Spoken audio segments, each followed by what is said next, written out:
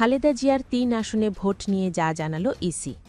জাতীয় সংসদ নির্বাচনে কোনো বৈধ প্রার্থীর মৃত্যু হলে সাধারণত সংশ্লিষ্ট আসনের ভোট স্থগিত করার বিধান থাকলেও বিএনপি চেয়ারপারসন বেগম খালেদা জিয়ার মৃত্যু এই তফসিলে কোনো প্রভাব ফেলবে না বলে জানিয়েছে নির্বাচন কমিশন।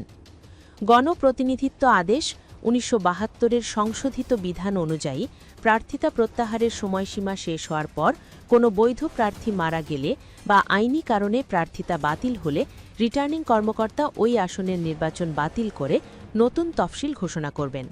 তবে আগের তফসিলে বৈধভাবে মনোনয়ন দেওয়া প্রার্থীদের নতুন করে মনোনয়নপত্র বা জামানতের অর্থ জমা দিতে হবে না। ৩০ ডিসেম্বর ভোর ৬টায় খালেদা জিয়া মৃত্যুবরণ করার পর নির্বাচন স্থগিত হবে কিনা তা নিয়ে আলোচনা শুরু হয়।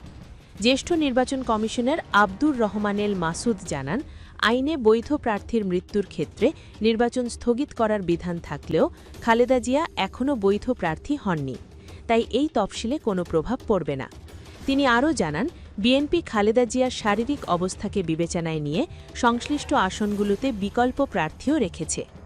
এদিকে নির্বাচন কমিশনের সিনিয়র সচিব আখতার আহমেদ বলেন, বিষয়টি আরপিও পর্যালোচনা করে চূড়ান্ত সিদ্ধান্ত জানানো হবে। উল্লেখ্য, আসন্ন জাতীয় সংসদ নির্বাচনে মনোনয়নপত্র জমা দেওয়ার সময়সীমা ২৯ ডিসেম্বর শেষ হয়েছে। এই সময়ে খালেদা জিয়ার নামে বগুড়া, দিনাজপুর ও ফেনীর ৩টি আসনে মনোনয়নপত্র জমা দেওয়া হয়।